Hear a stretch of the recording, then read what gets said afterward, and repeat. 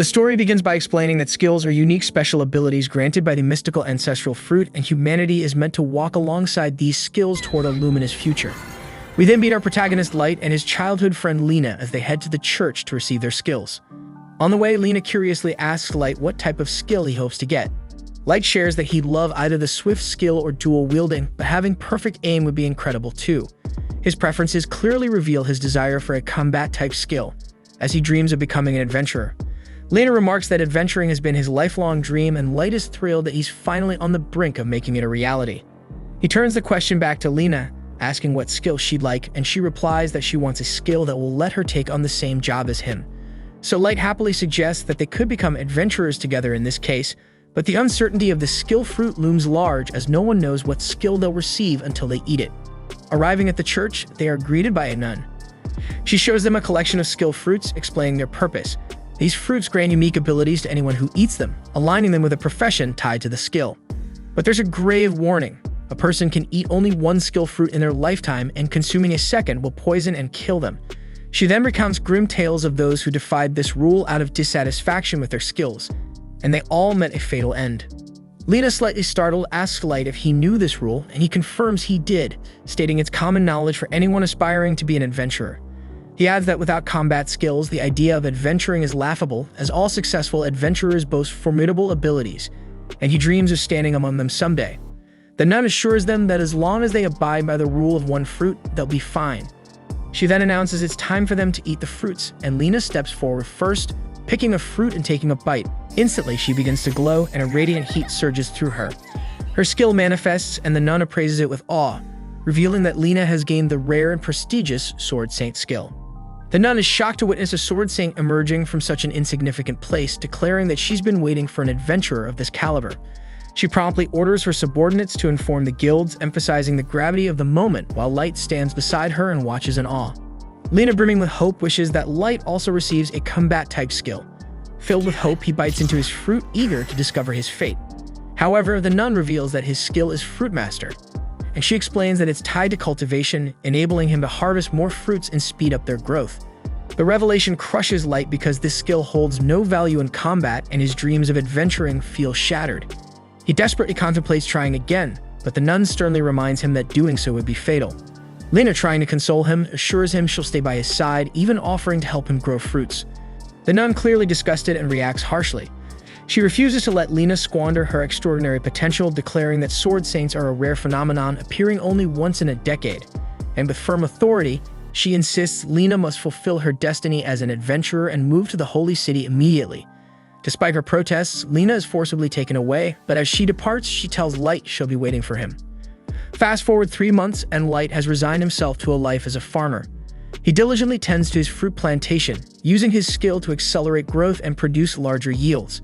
Though he admits he's well suited for this life, he can't help but recall the adventurous dreams he's now buried. Resigned to his circumstances, he decides to sell his harvest in town. But unfortunately, the earnings are meager, and he muses that he might have better luck if his skill extended to vegetables. On his way back to the village, Light stumbles upon a poster featuring Lena, and to his surprise, she's already become an S-rank adventurer, showcasing her rapid success. As he walks further, he overhears 2 children chatting excitedly about their future dreams of becoming adventurers, and the girl enthusiastically declares her wish to be like Lena. And hearing this, Light feels the distance between their lives growing, realizing just how far apart they've become. Later, we find Light training in the forest near his village, chasing the dream of becoming Lena's equal as an adventurer. Fueled by determination, he takes a swing at a tree trunk, determined to find a way to become an adventurer, even without a combat-type skill. He hopes that if he can split it in half, they'll be a step closer to his goal. He puts everything into the strike, only to end up trembling in pain, so his goal is still out of reach. He then collapses onto the ground, convinced it's impossible for him and lamenting that Lena has probably forgotten his face by now. At that moment, a young girl named Ayla approaches, carrying water. Light explains that he was forced to take her in by the village chief, and now they live together. He avoided looking into her origins, thinking it might bring unnecessary trouble. Ayla then tells him dinner is ready, and soon they're sharing a meal. During their conversation, she asks about the harvest, and Light proudly states that it's been excellent, especially with the skill fruits he's recently started cultivating. He mentions that he's grown them to save money for a quality sword, and shows her the fruits he's carefully sorted into separate boxes, warning her not to eat them without permission. Ayla gets wide-eyed and admits she used some of the skill fruits in the stew because they look delicious. Light is stunned, immediately fearing for his life. Panic sets in as his worry and blames himself for the mishap. But instead of dying, he realizes he feels fine and even gains a new skill. And at that same moment, the nun from earlier senses something unusual. Back in his house, Light struggles to understand why he didn't die. But before he can unravel the mystery, Ayla suddenly manifests a skill of her own from eating the stew. Then a magic circle appears around her eye, granting her the ability to perceive detailed information about skills. She glances at Light and casually reveals that his Fruit Master skill makes him immune to all fruit-related poisons. Light gets stunned and demands to know how she knows this, and she explains that letters simply appear, all because Ayla notes that Light now has an additional skill. It's called Sword God, which boosts his attack power when wielding a sword and also grants him heightened resistance to magic. Light quickly realizes that Ayla has an appraisal-type skill, and his excitement over his own new skill drives him to rush outside to test it. He heads into the forest and strikes the same tree trunk, slicing it cleanly in one blow.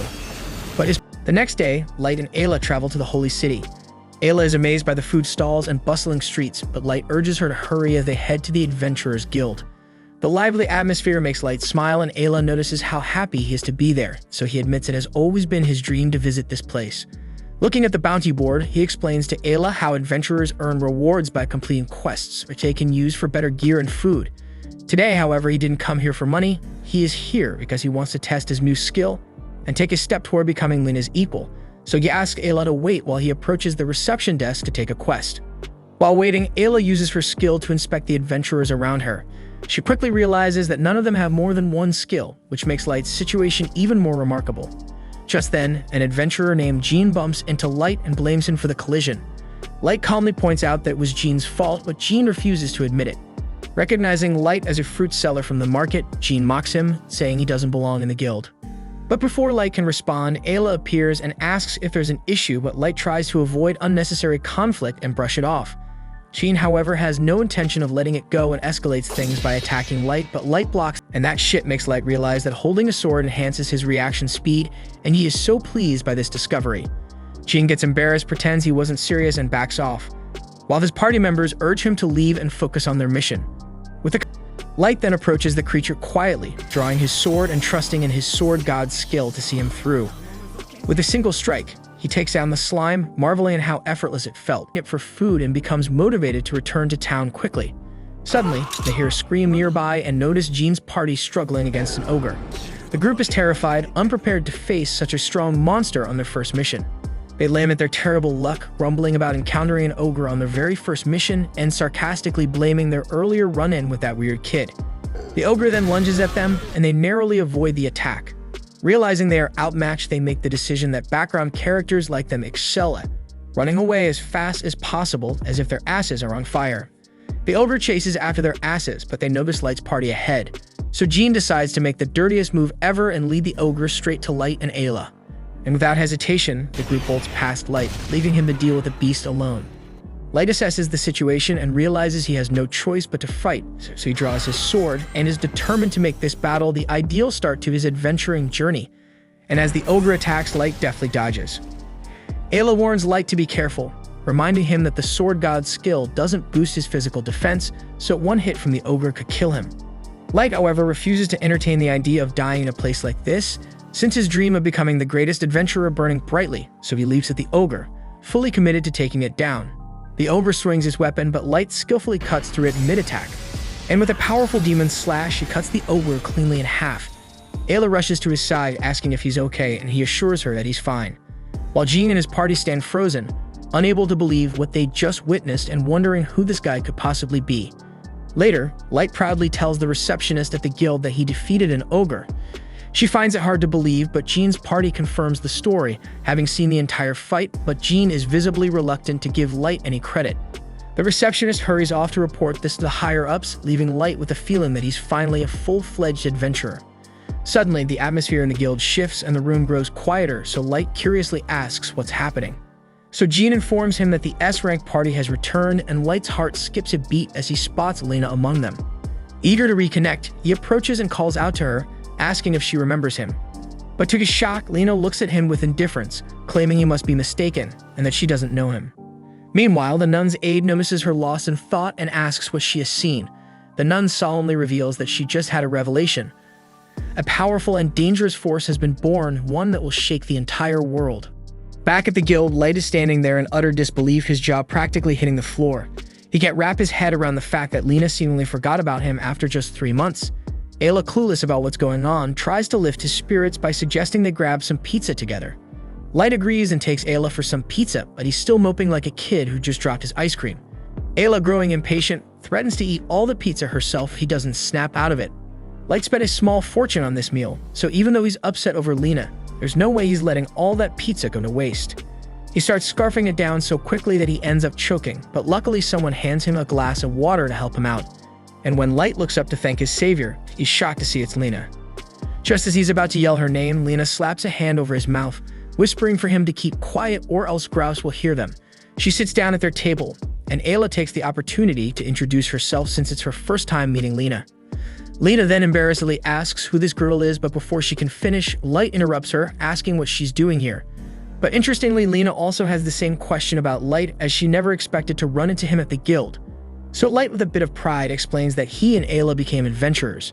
He then goes on to recount the wild skill fruit incident that granted him a second skill, and Lena seems genuinely thrilled for him, knowing this means he can finally chase his dream.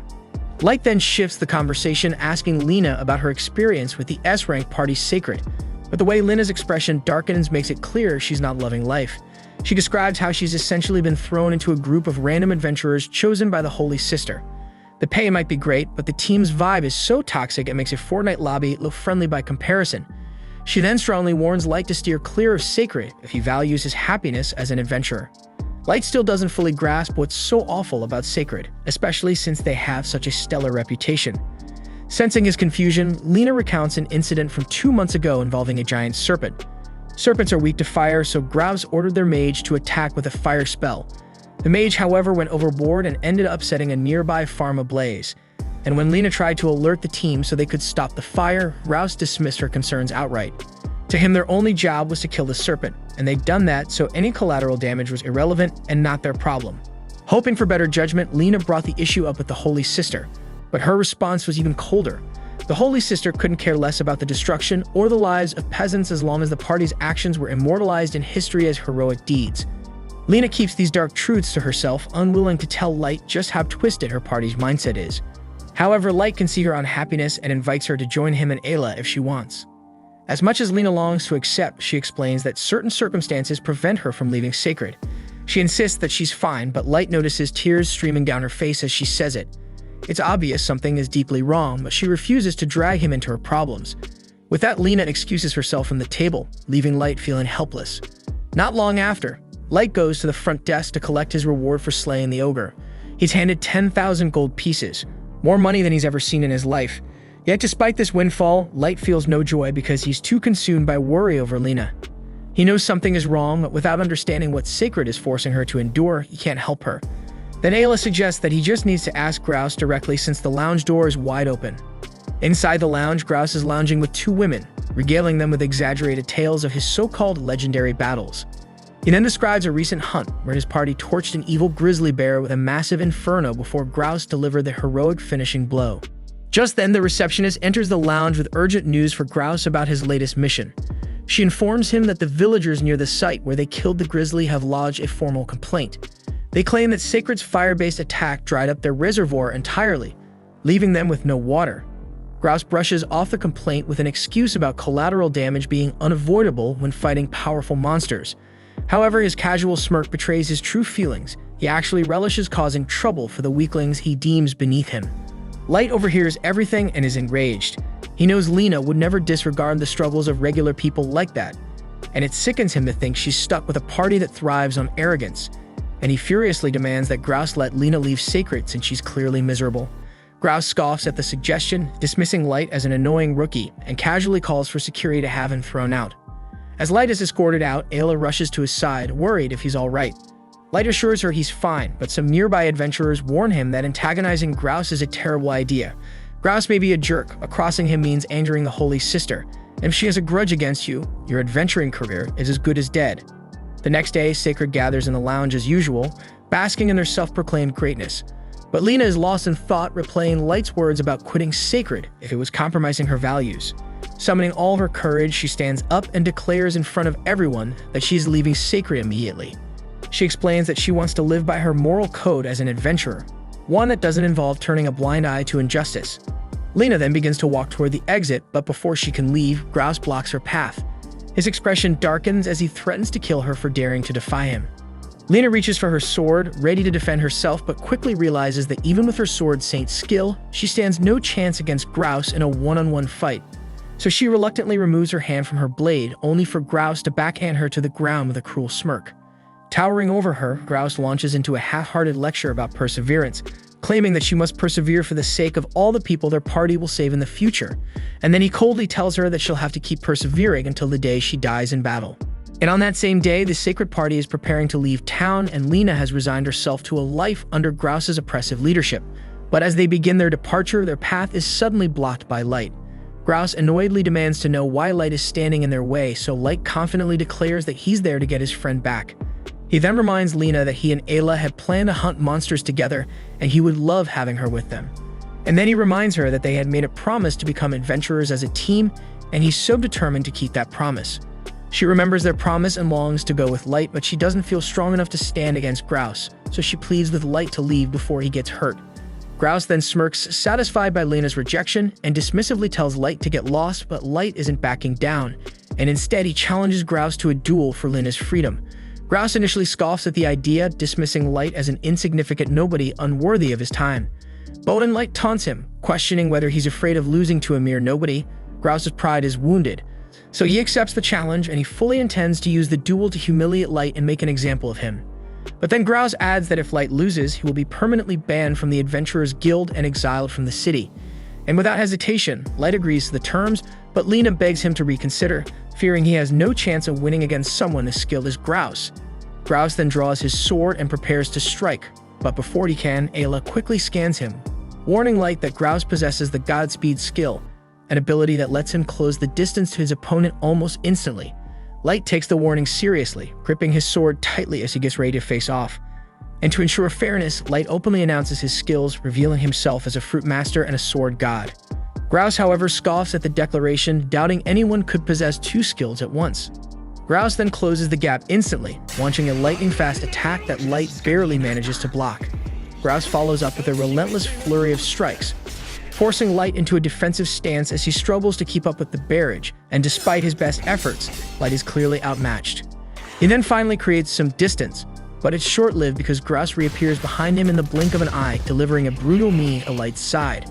With Grouse's Godspeed skill, there are no safe zones on the battlefield, and he can strike from anywhere within range, leaving Light no room to breathe. Light acknowledges that Grouse is an absolute monster in combat, but his resolve remains unshaken. Determined not to back down, he charges in to attack, but unfortunately Grouse easily sidesteps his swing, and before Light can recover, Grouse shatters his sword.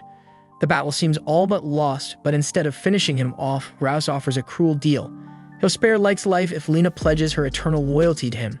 Light, however, reassures Lena that she doesn't need to submit because he's going to win this fight. Though the odds are stacked against him, Lena decides to believe in Light, trusting that he can turn things around. Frustrated with what he sees as blatant defiance, Grouse gears up to end the duel with one decisive strike.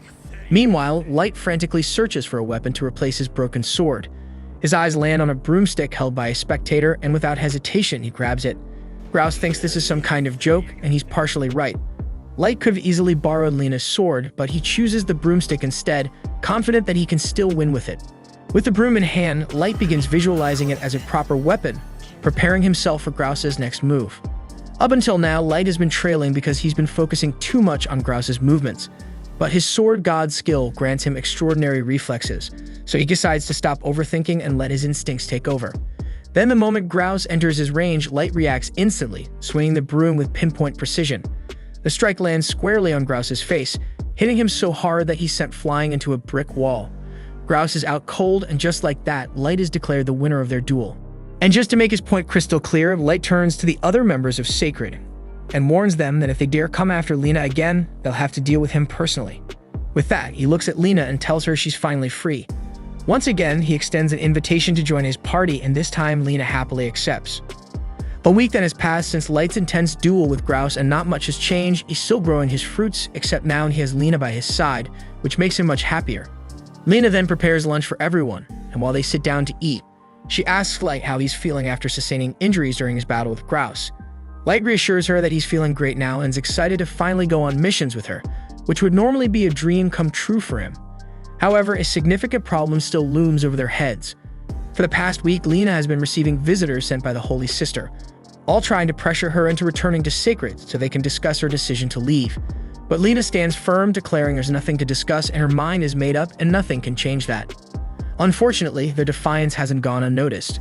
The Holy Sister's influence now has them marked as targets, and when Light, Lena, and Ayla visit the guild to pick out a quest, they're only offered the worst jobs on the board, like hunting sewer rats. These quests pay next to nothing, making finances tight. But while Light feels frustrated, Lena remains unfazed. She takes pride in helping rebuild destroyed homes, clearing out sewers, or even reuniting families with their missing pets. She finds joy in truly making a difference for the townsfolk, no matter how small the task. By the end of the day, the group earns just 100 coins, a pitiful amount that barely covers 3 pizzas. Yet despite the low pay, Lena's smile says it all. She's happier than ever now that she's free to help people directly, and Light is enjoying the newfound camaraderie as well. Meanwhile, back at the Holy Sister's Cathedral, she discusses her next move with her assistant. She reveals her plan to assign Lena's new party an actual mission, a treacherous S-rank job, one of the most dangerous types of quests out there. Whether she genuinely expects them to succeed or is secretly hoping that Light meets an untimely end, her intentions remain ominously unclear. The scene then shifts to Light and his friends arriving at the Adventurers Guild, where the receptionist greets them, saying she's been expecting them. She explains that their upcoming quest is a race against time, so Lena gets curious and asks what kind of monsters they'll be dealing with.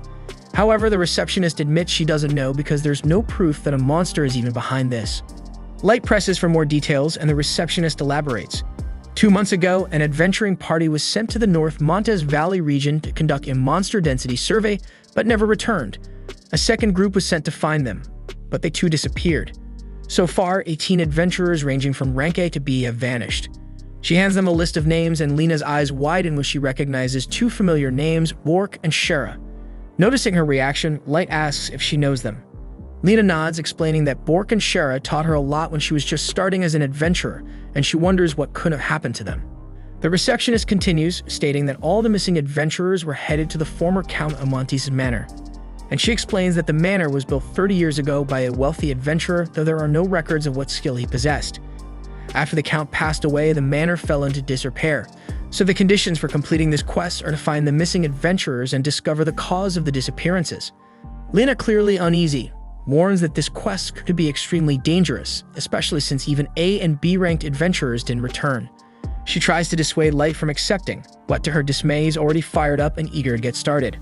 The receptionist's gaze then shifts to Ayla, and she asks if the little girl will be joining them. Light confirms that she will, explaining that Ayla is reliable thanks to her appraisal skill. The receptionist is surprised that someone so young ate a skill fruit. Light clarifies it was an accident, and the receptionist nods in understanding. And with that settled, their party Lexiri leaves on their very first real quest. 3 hours later, we see the group searching for the mansion, struggling to navigate through the dense fog, but eventually they spot it below them, hidden in the mist. Light is impressed by its size, commenting that it truly lives up to the stories. As they begin their descent, Light warns Ayla to be careful on the narrow path. He observes the structure as he moves and realizes it looks more like a castle than a mansion. Light then notes how much wealth adventurers must earn if one could afford to build something this massive. Lena agrees, adding that she was able to buy her own house within a few months of adventuring. Light gets inspired and dreams aloud of building a large home for himself someday, complete the farm and training grounds. Ayla also excitedly says she'd love to live in a candy house and jumps in excitement. However, her movement causes the foothold beneath her to crumble. Light grabs her as she falls, and Lena grabs onto him to help, but the unstable ground gives way and all 3 of them tumble downward.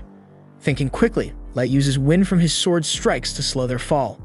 They land safely, but as they recover, they realize they are surrounded by monsters. Light, excited to fight, immediately takes one out, but Lena stops him and points out that the monsters look like humans.